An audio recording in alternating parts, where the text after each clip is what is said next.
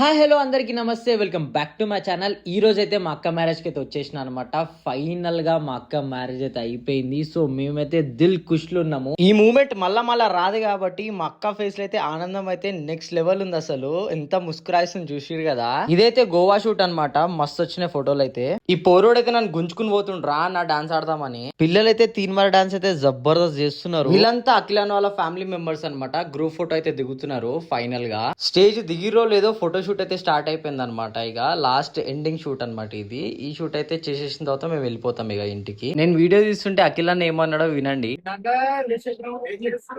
ఈ sunset moment అయితే capture చేస్తాం అనమాట మేమందరము.